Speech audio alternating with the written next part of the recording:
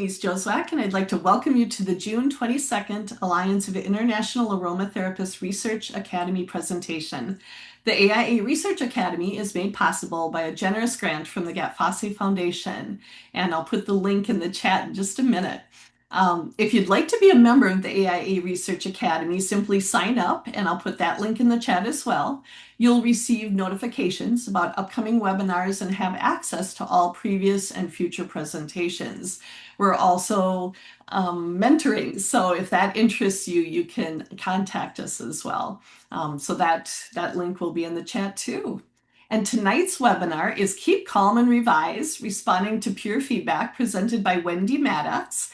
As an experienced author of many different journal articles, Wendy fully understands the highs and lows of getting work published. There's so many options when choosing to publish, and if you choose the wrong journal or respond inappropriately to that journal, it can even be detrimental to your reputation. Drawing on her personal and professional experiences, Wendy offers tips for responding to peer feedback. Luckily, Wendy is here with us tonight. We weren't sure if that was going to happen, but hooray. So I do have a video that we'll show, and then she'll be happy to answer questions at the end. So Wendy, you can say hi, and I'll get ready to share here. Hi everyone. No, lovely to actually be able to be here in person. When we were putting this together, we weren't quite sure of the timing of it, and with the different time zones, it was a bit tricky. So delighted that I could actually be here. Without a doubt. All right, let me make sure I've got the right sound on. Yep. And I'm going to do that. And away we go.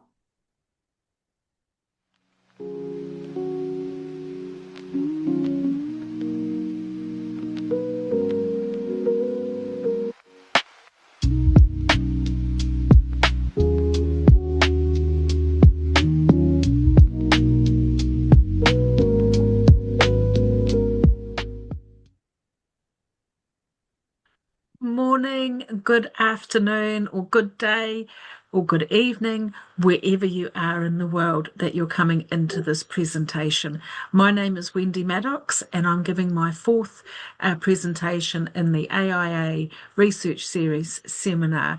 I'm really sorry I can't be there in person for this presentation.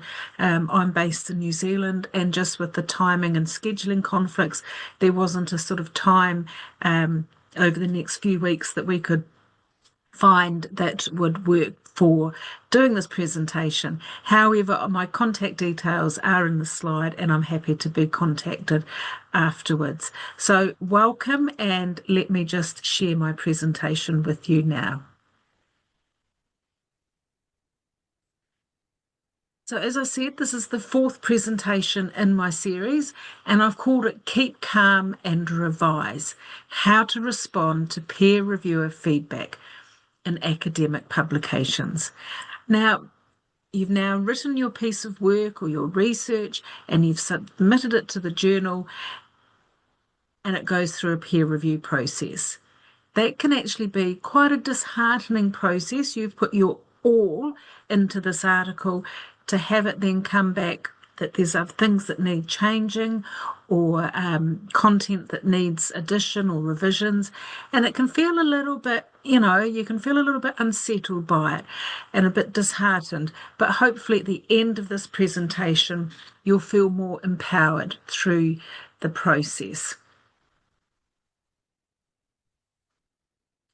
Just go on to the next slide.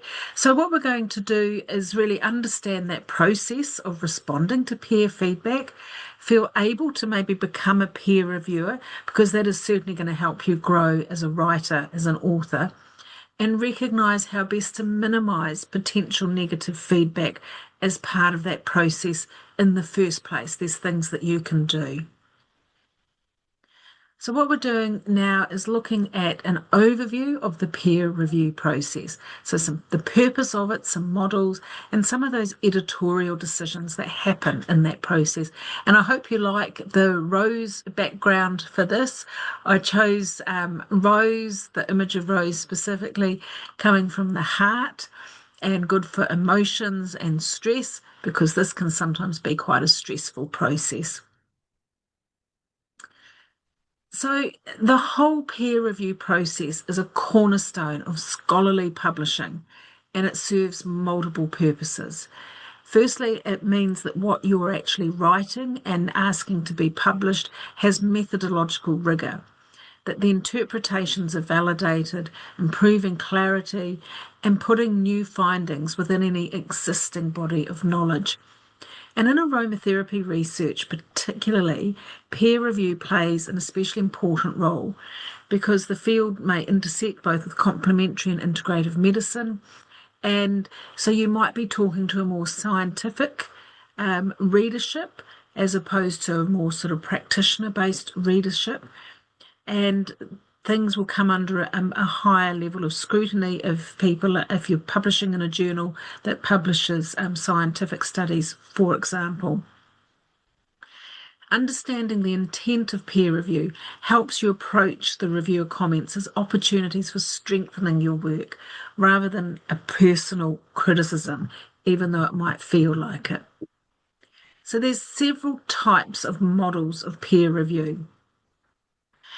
A single blind review is the reviewers know the author's identity, but the authors do not know who the reviewers are. In a double-blind review, neither party knows the other's identity, which is intended to reduce bias relating to reputation or institution.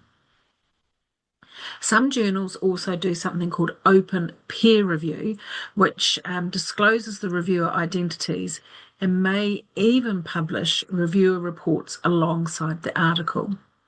So each model has implications for how comments are framed and how authors should respond. But the core principles of professionalism and evidence-based revision remain the same. Now, within the world of aromatherapy, it's actually, even though globally it is still quite a small world, and the chances are quite high that you may know the peer reviewer after the event, or the peer reviewer may actually know of you or your work through how it is. But through this process, so the editorial decisions happen is either accept without revision. Very, very rare to have, and in my experience, to have something accepted completely without any revision. It might be that there's some minor revisions, there's some content that just needs tweaking or adjusting. It might be a major revision. It might be an outright reject. And under that outright reject, there can still be some options there. So it might be like a reject right now, but we could consider submitting it to a sister journal. So the editors had a look and either, it just may not quite fit that journal, but there's another journal in their publishing house that it might be better suited to. It might be just rejected because they literally don't have the space or the capacity to publish it, so it's no reflection on your work. Or it may be it's just an outright reject because it's so poor quality and there would be so much work involved in the peer reviewing and rewriting of it. In my experience, most of the manuscripts that I've either seen is usually the ones that I've peer reviewed, it's sort of about an even mix between a minor or a major revision. And a major revision doesn't necessarily mean it's a poor quality piece of work. Just means that there's potential there, but there's some substantial clarification or some additional analysis or stronger justification. And that's what the real benefit of peer review is, someone taking a step back from your work, and the editor is a mediator between the reviewers and the authors in that process. So some of the typical reviewer comments within an aromatherapy journal. So I currently peer review for a number of journals. One journal I peer review probably most issues or 75% of the issues. So it's quite a well-known aromatherapy journal published globally. And I've also done some peer reviews for other academic journals where they've, particularly from a nursing focus, where there's an article that has an aromatherapy aspect to it. And as a peer reviewer, I do try and come from a position of support and given guidance and advice. But I've also, on a personal level, been subjected to what I think is some quite harsh peer review for my own work, where I've been asked to sort of make some quite substantial changes. And I felt like that's actually really changed the intent of my work. And I've had to sort of step away from it. And one point I'd just like to sort of highlight here is the time frame this can take from you submitting your journal to getting your peer review, to getting the journal peer reviewed, the article peer reviewed, to you responding, sending those back, and then maybe there might be some more revisions needed. It could be up to 2 years before your journal article is actually published. So some of the common critiques, particularly in the aromatherapy world, and I've highlighted one article that I've written previously or co-authored, where we use the treats protocol to evaluate 50 articles relating to aromatherapy. And the thing that comes up is methodological concerns. And so inadequate blinding, poor control, and most frustratingly, really unclear essential details. So, not talking about the botanical name, the method of extraction, the dosage, how the essential oils are administered, how clarifying how the placebo was being minimized or managed, and participant expectations, if you're doing an experimental design. Another frequent comment that comes back from peer reviewers might be around sample size adequacy, statistical analysis.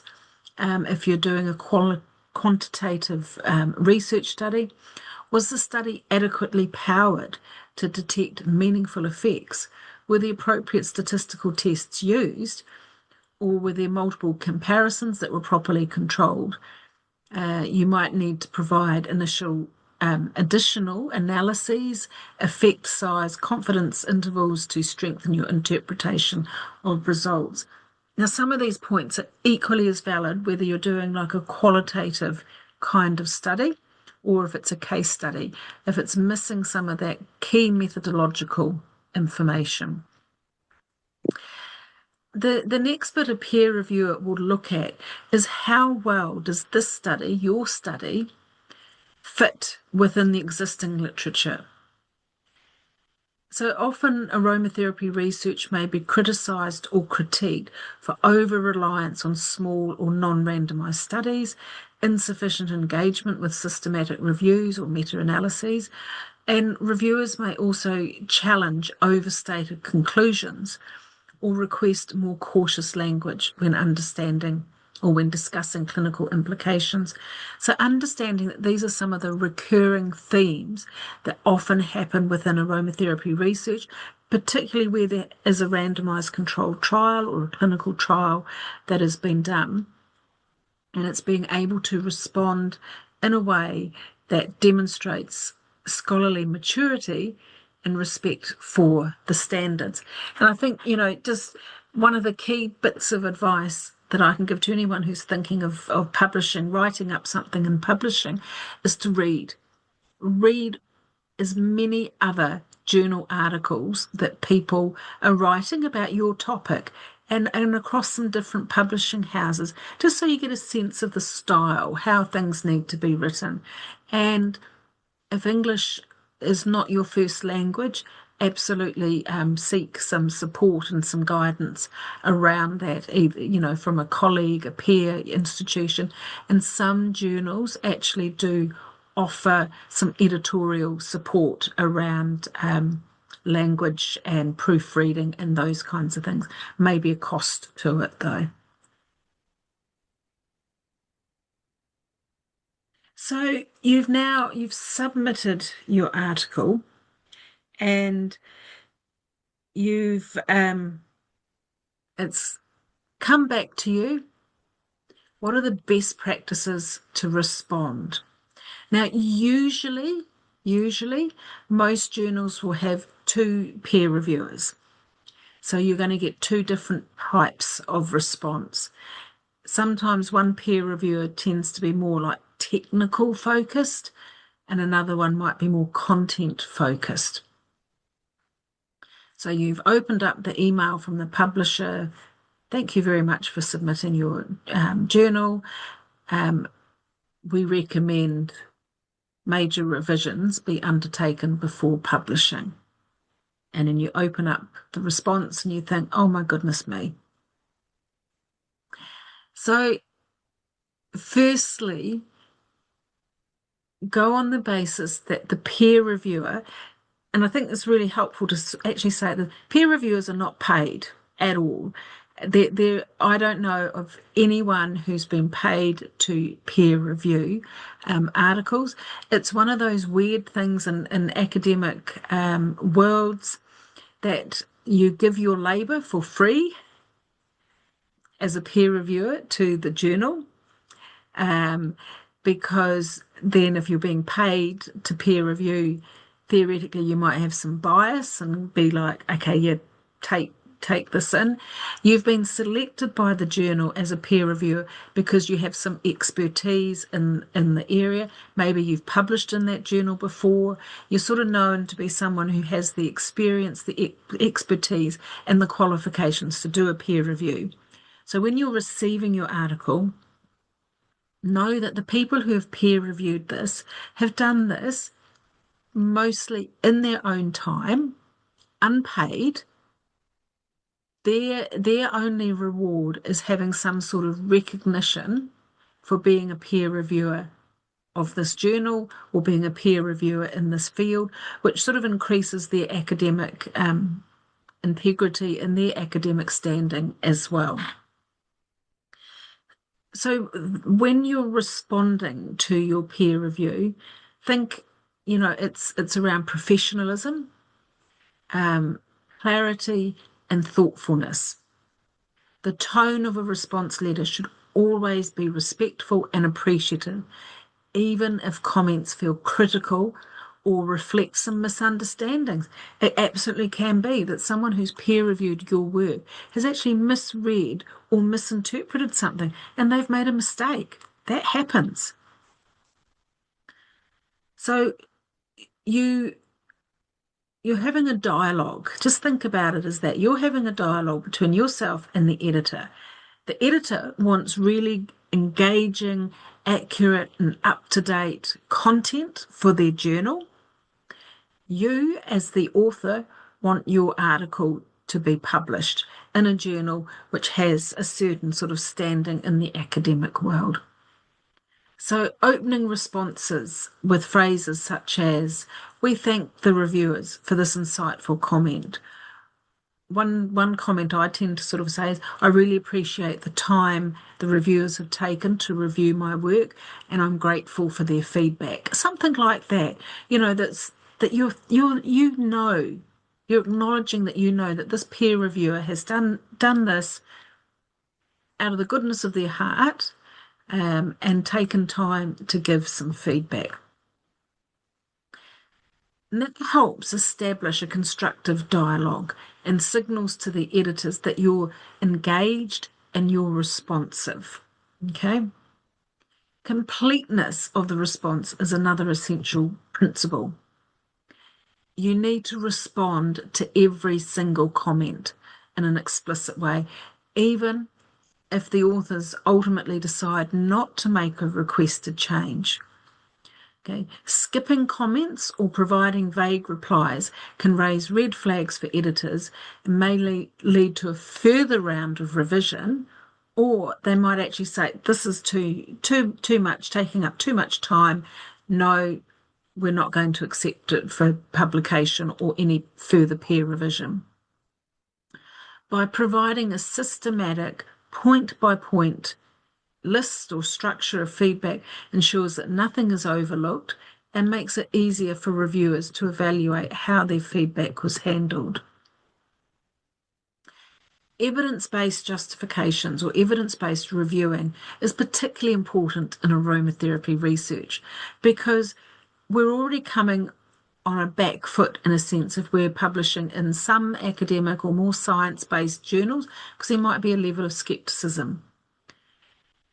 When making changes, authors should clearly describe what was revised and where it appears in the manuscript. So usually you'll get a manuscript back and you'll have each line will have a number by it. So you might say line 7 changed. Now, when you disagree with a comment, and it's perfectly okay to disagree with a comment, but you need to justify your position. Maybe you were missing some data, or you think that the person might have misinterpreted something. Um, so you need to justify in a very objective way, avoiding any sort of emotional or defensive language and focusing instead on scholarly rationale. And that helps maintain that credibility and increases the likelihood of a favourable editorial outcome. So it might be something like you can say, and I'm going to use an example from a non-aromatherapy piece of writing I was involved in, where I was talking about a particular thing within a New Zealand context, a particular piece of research that I had done.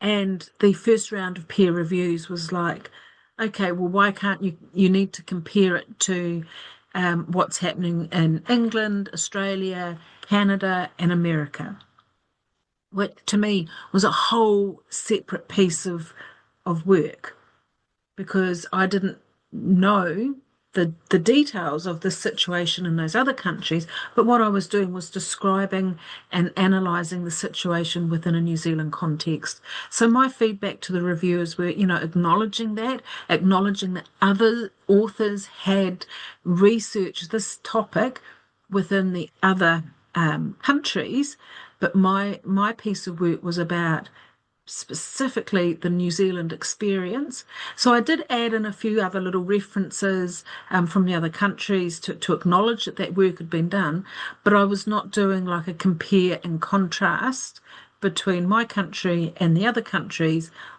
The work was about honouring the New Zealand experience. And they accepted that. There was still some other things that needed changing, but I wasn't going to do a whole compare and contrast for that. So the next bit is how do you go about structuring your response?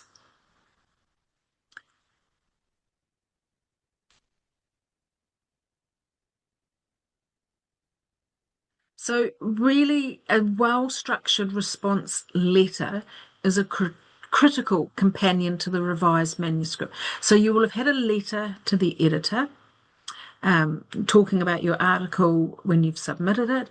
So when you reply to the letter from the editor, which has the peer reviewing in, you have a response letter and you have your revised manuscript. And these are typically uploaded through different platforms that are set up that the publishing houses have.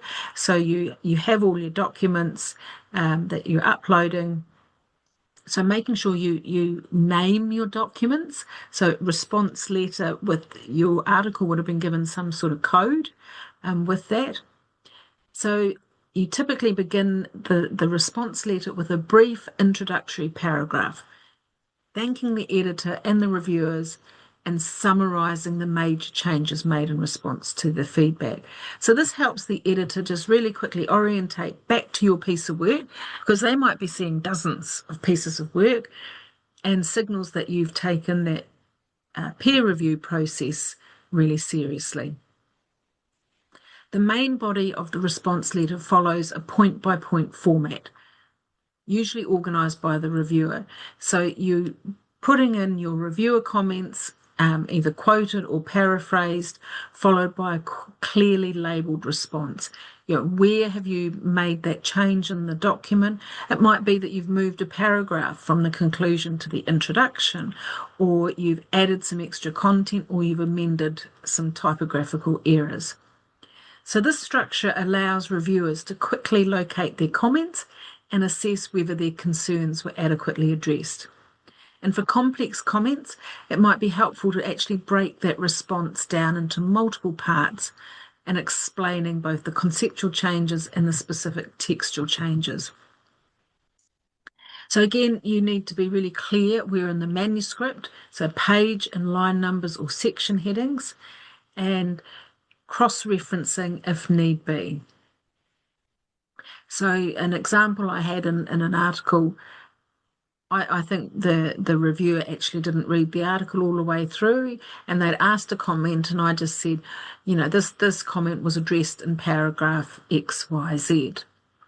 Okay. You want to put as much detail in as possible. So again, respecting that reviewer's time because they want to quickly see, okay, yeah, you've made those changes, and then the editor can make a final sort of decision about whether to publish or not.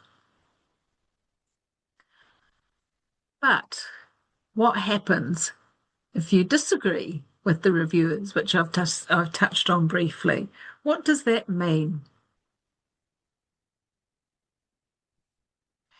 It is actually a normal part of the publication process and can be handled constructively. When authors believe a suggested change is inappropriate or based on a misunderstanding, the response should begin by acknowledging the reviewer's perspective. So again, this sets a collaborative tone and shows that the comment has been taken seriously. Then you come in with your position, your justification for disagreeing. So grounding it in scholarly reasoning. So there might be a methodological standard or a previous peer-reviewed study or some sort of constraint inherent in the study design that you're actually acknowledging. Thank you for saying that this study would have been better if there was 100 people involved. However, time and money constraints have restricted it to 30 people. I'm changing the terminology to a convenience sample of 30 people. So you're addressing some methodological concerns. The goal here is not about winning an argument, but it's persuading the reviewer and editor that the author, your approach is reasonable and defensible. In some cases, partial compromise is the best strategy. So authors might retain their original approach, but revise the manuscript to better explain the limitations or use some more cautionary language in its conclusions. So this demonstrates flexibility and responsiveness while preserving the integrity of the research that you've done. I've had a situation where I wrote something that was actually probably quite a different view to what other people may have held about something, but it was a fact-based, different perspective. And I think one of the reviewers was someone who was very strongly of a very different perspective, and that came through in their peer review comments. And I think I actually made the comment in my reply. I said, I wonder if the peer review or peer reviewer is involved in X. However, this piece of work is about Y. So you're sort of recognizing that. But it did cause me to just step back a little bit and not be reactionary in my response and just to sort of think about what position are they coming from, or maybe they've got something in the pipeline along a similar topic to what I've got in. And that's, I think, quite a difficult process to sort of manage, that hopefully the editorial process is quite robust, but you have to sort of trust that someone in that peer review process isn't going to take your ideas and get something into press before you.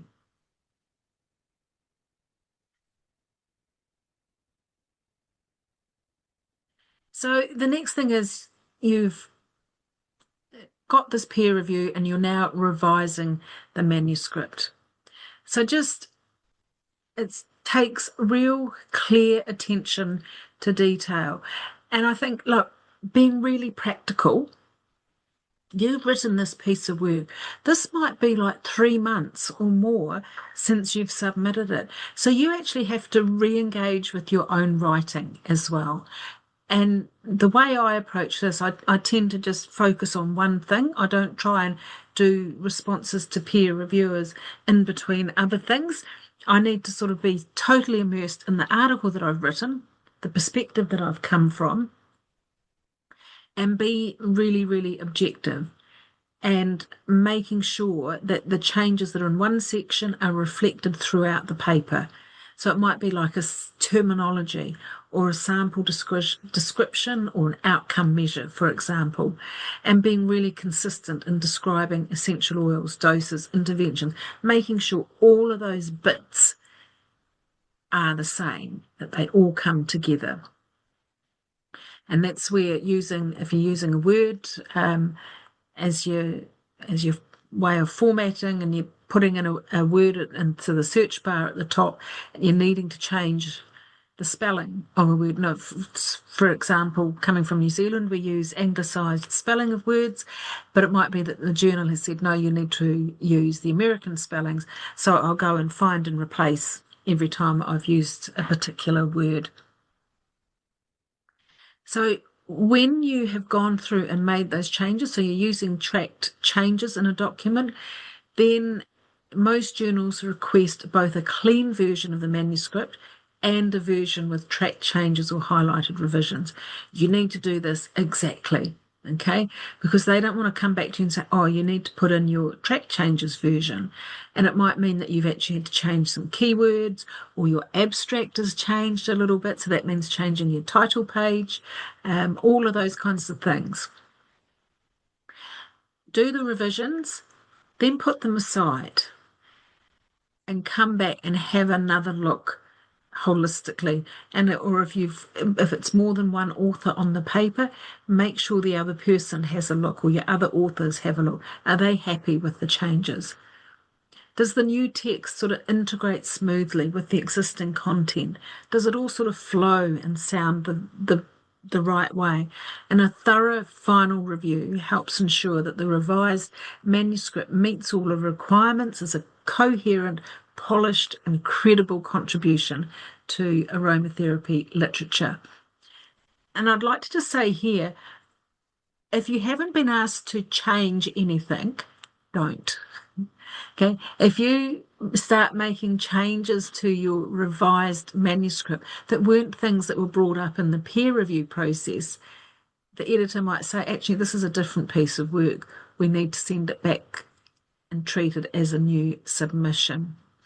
So only change what you've been asked to change, unless something sort of crops up that you've noticed there's a typo or some editing or some grammar or something, but you certainly don't want to be adding new stuff in because that essentially is a new submission.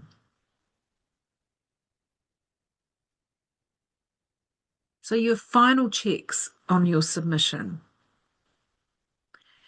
So you're making sure that it's ready to submit. So going through, have I addressed all of those reviewer comments in the response letter and in the document? Have the corresponding changes appeared in the manuscript? And it might be, it's literally a matter, using two screens, that you're going through your lined, numbered transcript, manuscript, and you're checking, have I done this? Have I done this? Helps avoid confusion. Absolutely making sure that you've adhered to the journal guidelines is critical at this stage. Your formatting, your word limits, the reference style, reporting standards, making sure that everything is there. And I've certainly noticed over the last few years more and more requirements from journals about reporting, and particularly if you've got human subjects, ethics approval. There'll be different standards for reporting trials, trial registrations, those kinds of things. Funding, how did you get funding support? Do you have a conflict of interest? Those kinds of things. Then you're adding your brief professional cover letter, again, acknowledging, thanking the peer reviewers for their feedback. It was very helpful. Like, you don't need to go overboard in this letter. Keep it succinct, but again, you're acknowledging and appreciative of the time that the peer reviewers and the editor have put in. And this approach your resubmission as a final opportunity to demonstrate rigor, clarity, and collegiality so that you can improve your chance of acceptance for publication.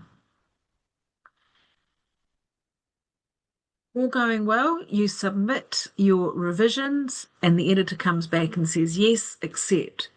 However, what sometimes can happen, particularly if there's a time frame or a delay, is that one of the original peer reviewers is not available.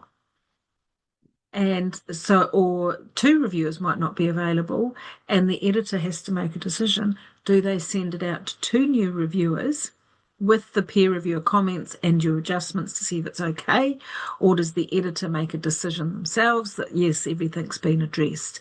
So that can also delay. And if it goes out again to a different round of peer reviewers, that is essence taking you back to step one again, because the next lot of peer reviewers may not agree with the first lot of peer reviews, or they might find something different, and you absolutely don't want that happening. So my piece of advice around that is when you get your work back after peer review, really try and get it back to them within a couple of weeks if you can. So it's really fresh, front of everyone's mind. Try not to delay too much with that. But what about negative peer feedback? Okay, how can I maximize my chances of being accepted? So preparation, preparation, preparation. Making sure you've gone through your work, give it to someone else, a colleague or a friend, to proofread it.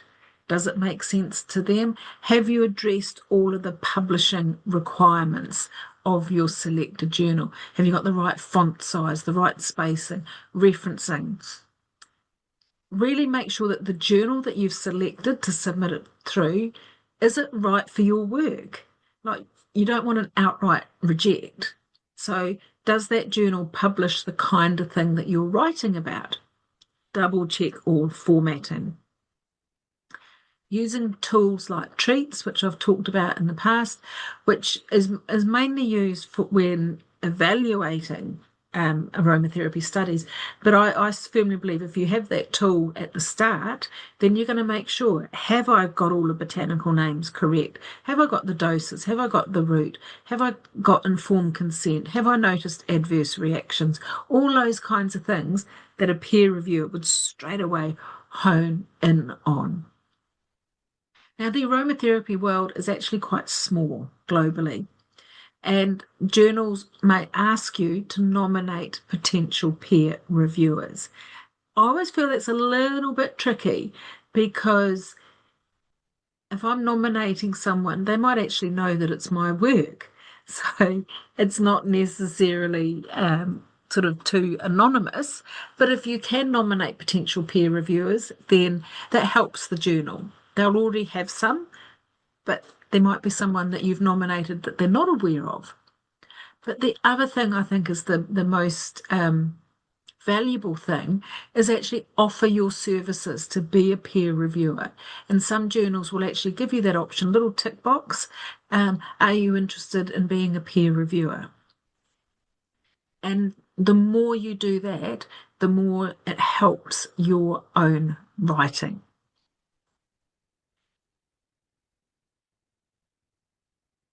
And that is the end of my talk for the Research Academy with the AIA. So just really acknowledging the sponsorship for the Gattefossé Foundation, and all the very, very best with your writing and what you're doing in the aromatherapy world.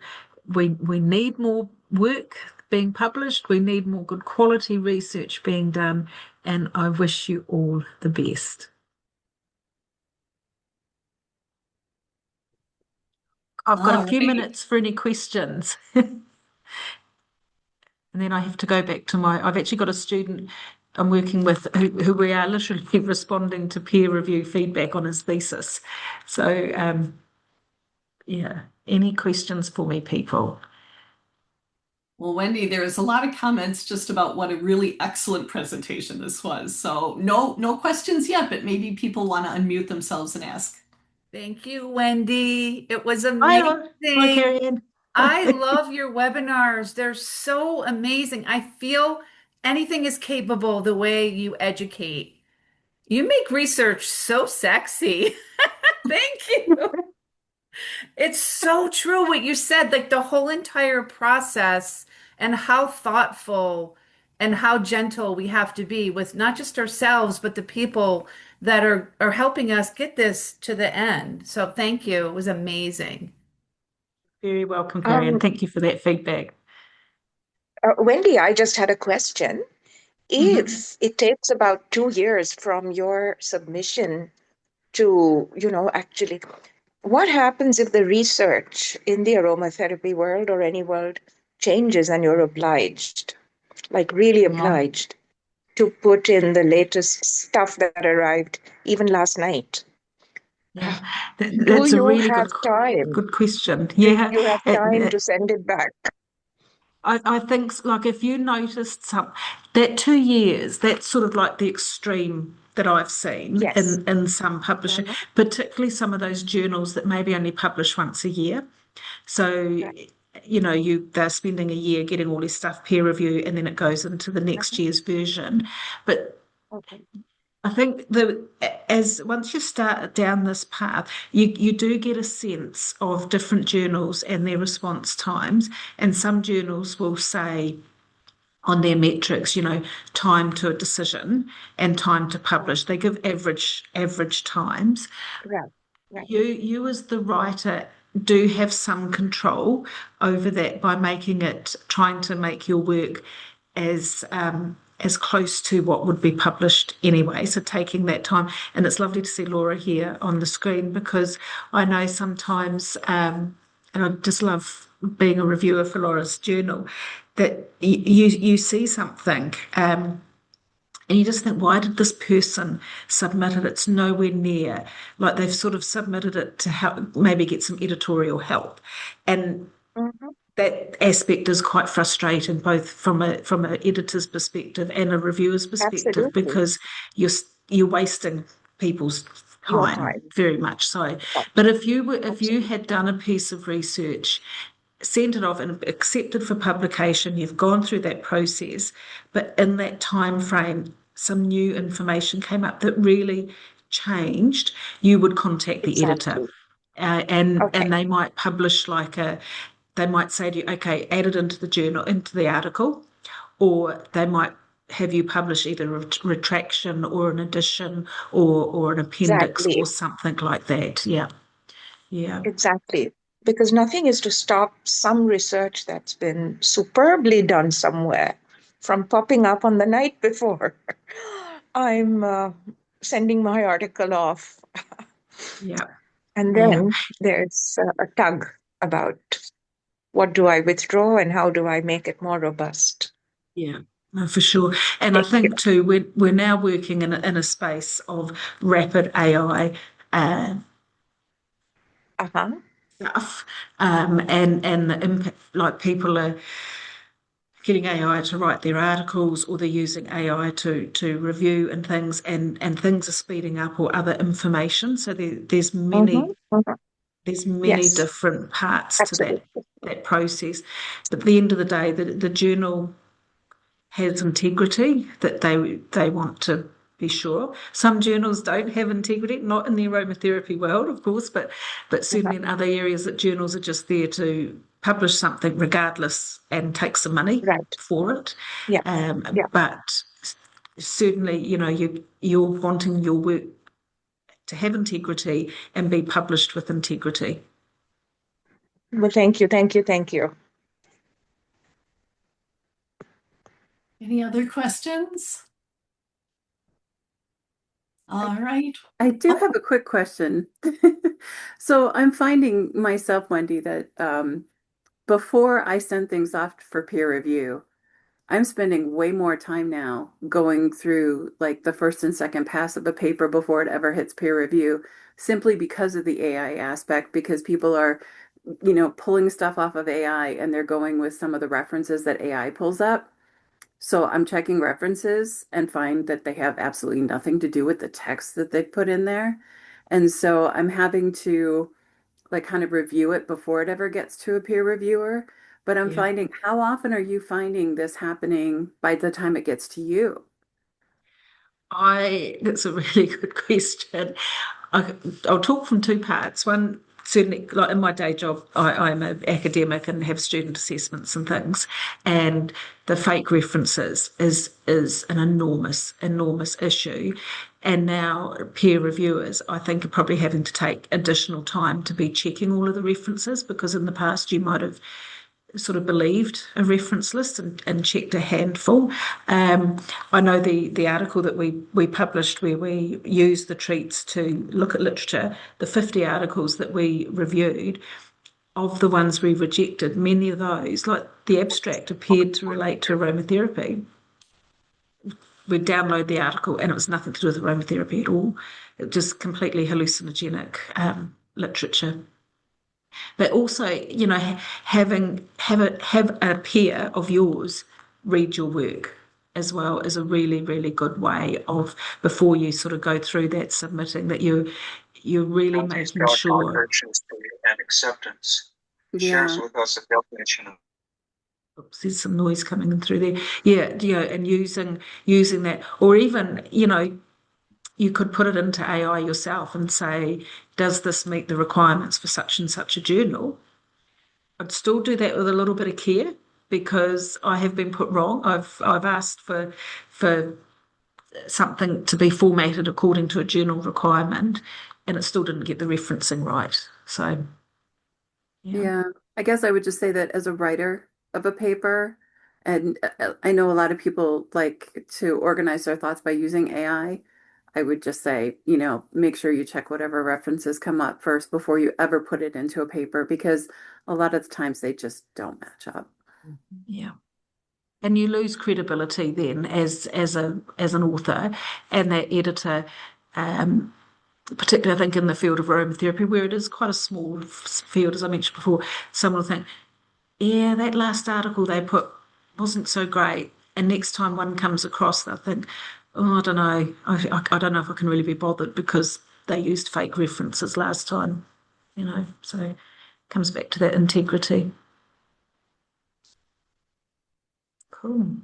All Well, I right. need to love you ladies and leave you and enjoy your evening. And we're middle of winter here now in New Zealand, -1 degree this morning. Beautiful, crispy, lovely day. Well, thank you so much, Wendy. Again, excellent presentation. We really appreciate all of the presentations that you've added to the Research Academy. It's made a big difference. You're welcome. Lovely to see you all. See you. Bye, And Laura, I everyone. will answer your email too. It's on my list. Should be okay. See you later. Bye, all. Bye. That wraps up today's session. Thanks for tuning into the AIA Research Academy. This academy exists thanks to the generous support of the Gattefossé Foundation and is here to make aromatherapy research fun, accessible, and relevant. Our mission is simple yet powerful: to educate, inspire, and connect a global community committed to advancing the science of aromatherapy. We envision a future where research is not just part of the conversation, but the culture. The best part, access is completely free. Simply sign up through the link in the description box below. And if you're an AIA member, the Academy is already part of your member benefits, putting powerful resources right at your fingertips. If you're passionate about deepening your understanding of aromatherapy through research, you're in the right place. Be sure to subscribe and hit the notification bell to stay connected with our latest sessions. We appreciate your curiosity, your time, and your commitment to learning.